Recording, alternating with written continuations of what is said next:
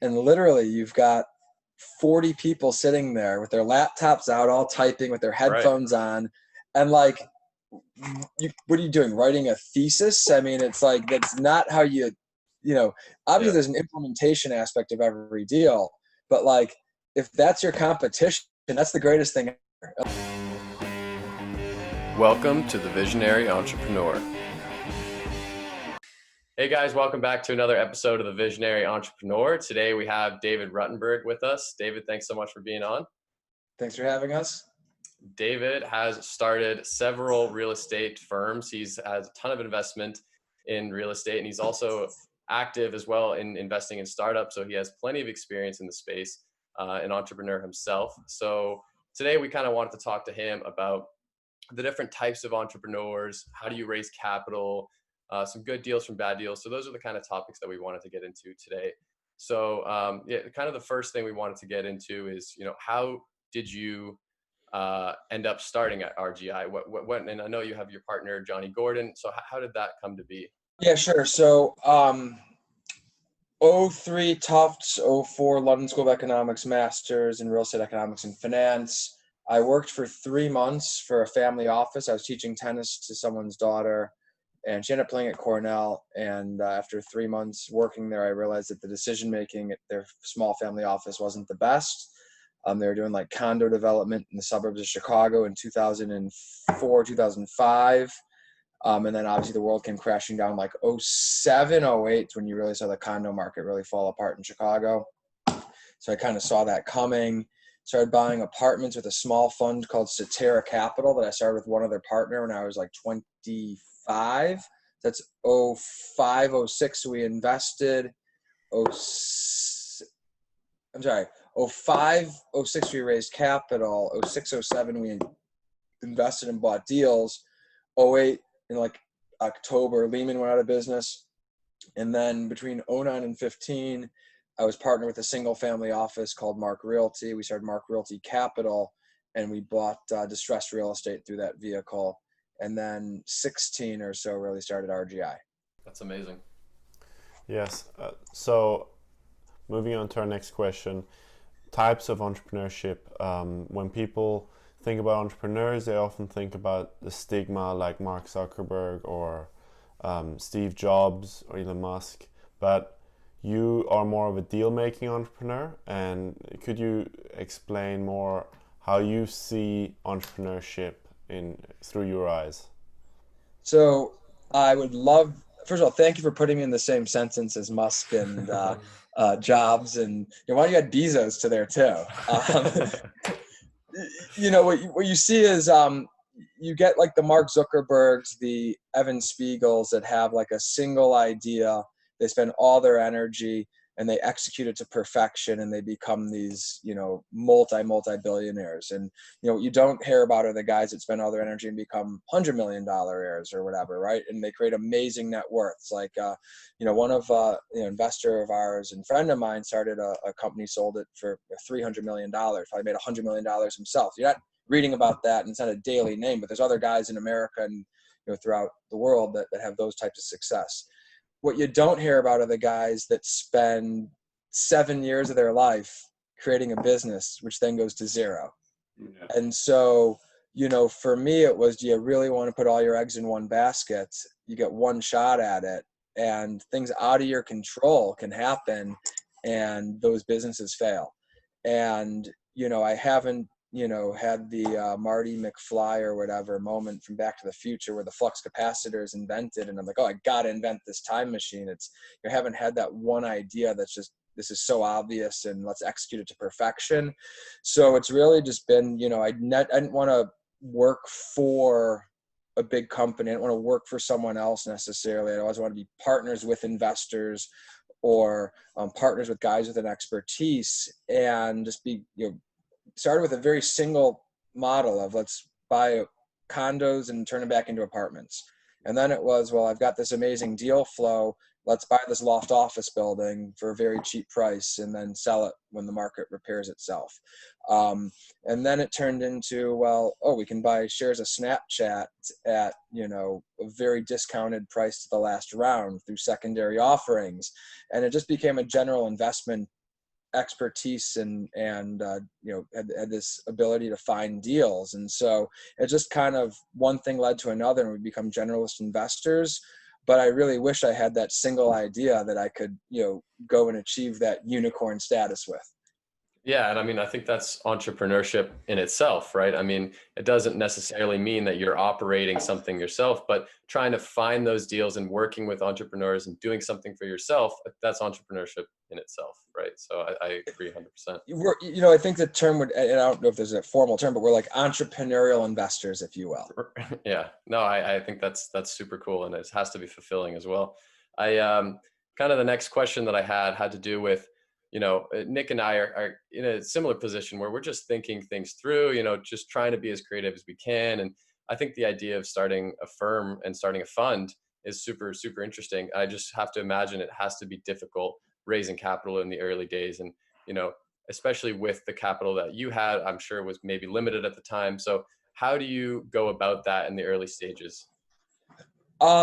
Great question. So when I was working for that small family office, I was having lunches and talking all the time with Joel Barnett, who ended up setting me up with Dan Sobelman, and invested a little bit of money and helped get it started. So having good mentorship is important.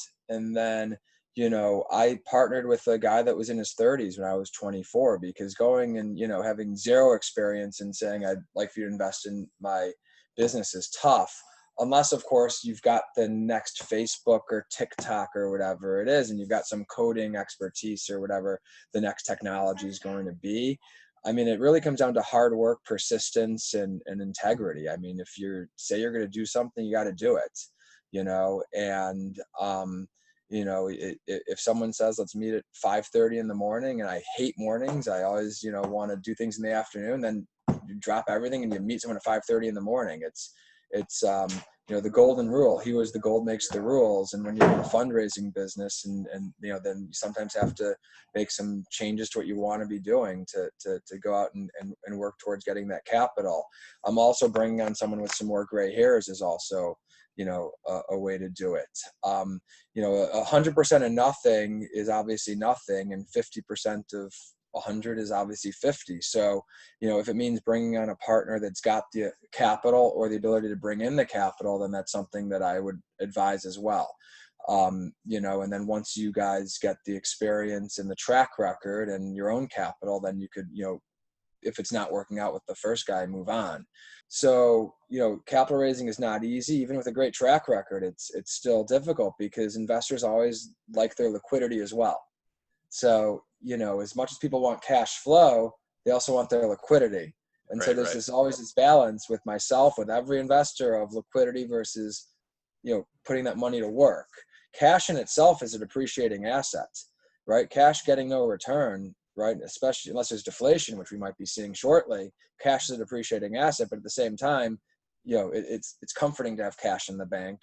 And but at the same time, you also need cash flow to sustain lifestyle expenses. Another question about starting out was, at the beginning, how do you find deals? When we were working in commodities, we realized that in order to find deals in commodities, you have to be in a certain circle. We had guests on our podcast that work in SaaS or IT business or networking business, and they each have their own circle. When you're starting out as a young VC, how do you start finding those deals without them being scams? Like, there are plenty of guys out there that are just trying to make a quick buck without having any sort of integrity. I mean, even having years of experience, we'll get on the phone call with guys, and it's, oh wow, this guy is a complete criminal, and we just get off the phone. So there's always guys out there that are charlatans or whatnot. How do you find that first deal? I mean, when I was back when we started the first fund, Cetera, we had $4.5 million, call it $4.25 million of dry powder, which allowed us to buy $20 million of real estate. So, our focus was very specific: buying apartments, adding value to those apartments, increase the rents. So it was, calling a bunch of brokers. And, at the time, LoopNet was a pretty new thing. So going on LoopNet and just, I found 222 South Kendall, a student housing project in Kalamazoo, Michigan, Western Michigan University and Kalamazoo College student housing. And it was all, and what was kind of novel at the time, which was an internet marketplace for finding properties called LoopNet. Now it's a daily thing that everyone uses, but at the same time, you pick up the phone, you make a bunch of phone calls, and Steve Leviditis was the guy that sold us our first building at 5860 North Kenmore, and that was just through calling, but we had the credibility because we had the fund lined up. Now, we are in the fortunate position of having deals brought to us for the most part, but we still pick up the phone and we make calls. I mean, it's, if you want to get in the venture capital business, for example, and invest in growing companies,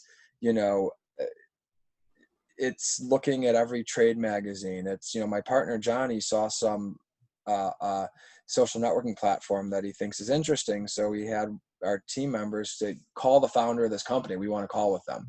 And so we're actively reaching out to people like that as well.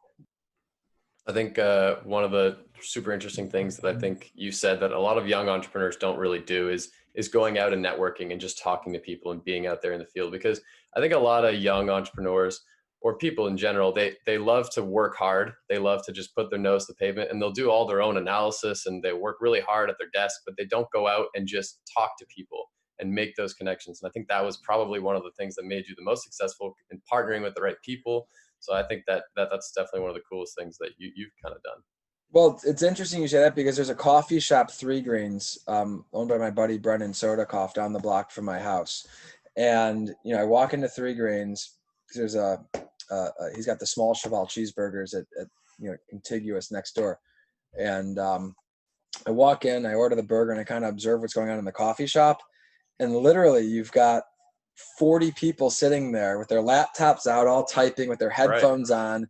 And like, what are you doing? Writing a thesis? I mean, it's like, that's not how obviously there's an implementation aspect of every deal, but like, if that's your competition, that's the greatest thing ever. Unless they're like, these guys aren't all coders. And I'll see people in the real estate business that I know that are sitting there like, I'm, with their headsets in, not on the phone, and, reading and gaining knowledge. And while that's great, I mean, that should be done at, 11 at night, not at, noon. That's why I really try not to, my team knows. One of my guys called me and goes, "Did you review the email about this or that?" And I go, "How long have you been working with me? I'm not reviewing emails unless it's very, very important during the day, because it's during the day that I'm out there trying to find deals." And, you invited me to do the podcast, and I'm like, you know what, great. Maybe, maybe someone now calls me with a deal after they watch this. Maybe, of course, maybe Warren Buffett sees this and says, "Oh, I want to invest with these guys." I mean, you got to be out there for people to know that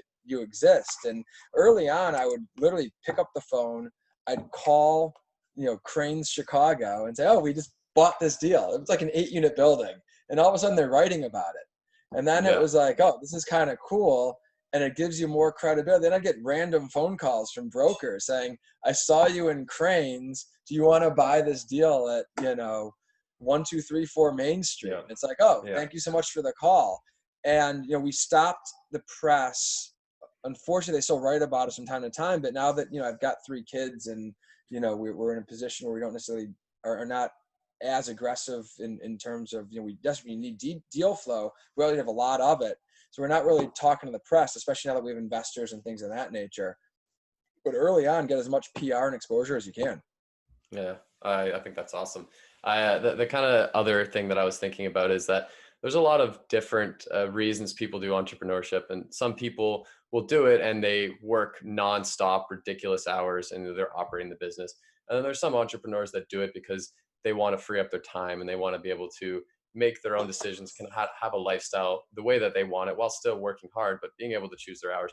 So for you, how important do you think lifestyle and living your life the way you want to, obviously having time for your family, like how important is that to your decisions of doing something for yourself, being entrepreneurial? I mean, to me, the only reason I work as hard as I do is to enable the lifestyle.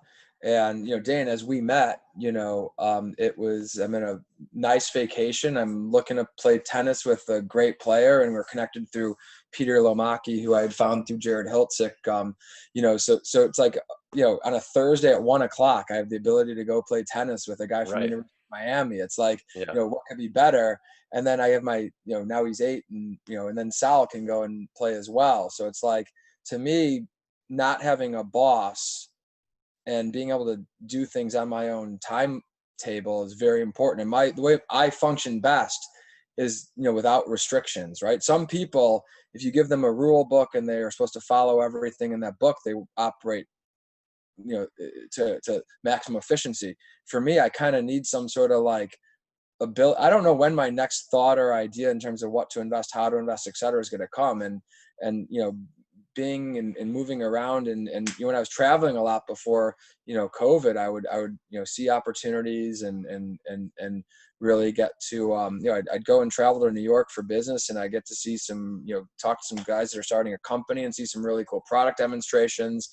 And sometimes you see a guy that's making a widget, and you realize, well, maybe there's another idea of a space I want to invest because of the way that things are progressing. And so, for me, being on the move and talking to a lot of different people and being in different cities, it gives me a lot of good investment ideas and comfort then pulling the trigger when I see a good investment. But lifestyle is more important than anything to me. You can make a lot more money potentially working at a company like Blackstone or one of these huge investment companies that manages billions of dollars. But I wouldn't want to have to necessarily put on a suit and tie and be chained to a desk for certain hours. I like the ability to, when this is over, I've got a conference call, but at some point in the day, I'm going to just grab my kids and we're going to go and hit some tennis balls and all work out and have a good day. And if I had a traditional job, I might not be able to share those experiences, with my kids and stay fit and all the things that are important to me. Yeah, I think that's really cool that not only puts you in the right frame of mind that you get to do what you want to do, but you also, that freedom, also you see more opportunities in that way because you're not just locked into just, in a box. So I think that's really cool. So something we ask all of our guests is, what are your visions for the future? What are your visions for real estate market in America, or your VC fund? Yeah, sure. So I actually just did this lecture for London School of Economics on Wednesday about the state of the U.S. real estate market during and post-COVID. I think COVID's become a great accelerator, both of people's health, unfortunately, that they get it. If you're sick with cancer and you get COVID, it's not going to be a good outcome necessarily. And that's kind of happened in real estate, where sectors that I have not been a fan of are being really affected in a horrible way. The hotel business, for example, is having a lot of short-term pain, but I thought it was overpriced and there was too much risk for the reward before COVID. Same with office and retail. I think that the winners before COVID were clearly trending towards apartments, industrial, especially last mile logistics, self-storage, and then data centers. Although data centers we don't invest in because of the price per square foot. So if the technology changes, what do you do? So for real estate, I think that acceleration, that it's just accelerated, that apartments end out okay and potentially better, because right now there's no yield anywhere. And investors need yield, and therefore I think cap rates are going to come down in apartments, industrial, self-storage, and potentially data centers. And I think, though, that the NOI, the net operating income, might come down as well, because there's just deflationary pressures that we're seeing.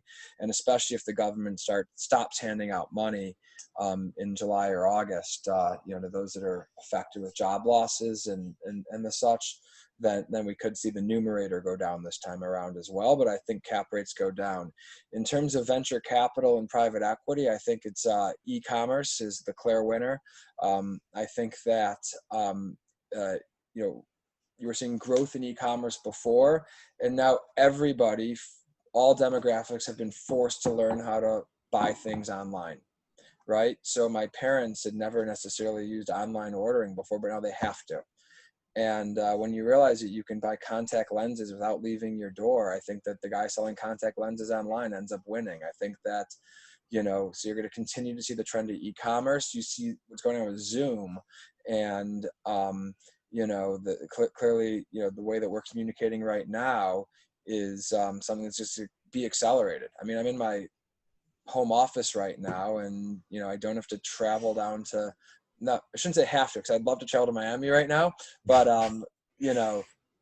before I would have to literally get on an airplane, stay at a hotel, rent a car, and whatever to have an interview with you guys, if you will. Now you can just do it, over the internet. And I really see the progression of companies that are more cloud-based. If you can provide education to folks, through internet and other technological methods, then clearly that's going to potentially replace classroom learning. I think that a school like University of Miami is always going to be there. I think a school like Tufts is always going to be there. Clearly Harvard, MIT, and these super high level schools are going to be there because of, one, the immersive education, and two, you're with like-minded individuals that are high achievers and whatnot. And there's good culture and sports programs like LSU or Miami or one of these SEC schools. Those are going to always exist. But a school like, and I used Eastern Illinois in my LSE example, so I use another one, Western Kentucky State, which might not even exist, or it may. Like, why do kids go there? Okay, they're taking on a lot of debt. Okay, they're not earning money for 4 years, and it's not like that great of a socialization there. It's not like these are super high achievers that are at these schools. And I think that you start seeing schools like that shut down. And I think you see schools like University of Miami, or name any good school in the top 50. I think that you see more of the directional schools. Kids that would traditionally go there just do some sort of e-learning, and they might not go to the on-campus. So I think you're going to see a huge transformation in the way that people are learning as well. I agree 100% on the fact that I don't know if there's that much new with COVID. It's just an accelerator, as everything that was growing before is now growing even faster, and everything that was declining before is now declining even faster. And we spoke to David Scott, who's another kind of notorious entrepreneur, and I think he kind of said the exact same thing: is, were we starting to go remote? Now we're really going remote, and everything is just really accelerating. So I agree 100%. Yeah. At work from home, I mean, I've been doing it for literally the past 6-7 years. And for me, it's actually worse now. It's easy because everyone else is doing it. And so it's not like, oh, there's a dog in the background. It's obnoxious. It's just a fact of life right now. But the kids being out of school and camp is really holding people back. And I think that ones that have never worked from home before, okay, they might say, oh my God, I can do this and there's no kids. This is the greatest thing ever. Yeah, I can imagine. Yeah. All right. Well, that's all we have, but we super appreciate the time. It's these awesome insights on everything. Always awesome catching up. We're going to have to connect when you come back to Miami. Hopefully we can play some tennis sometime. Would love that.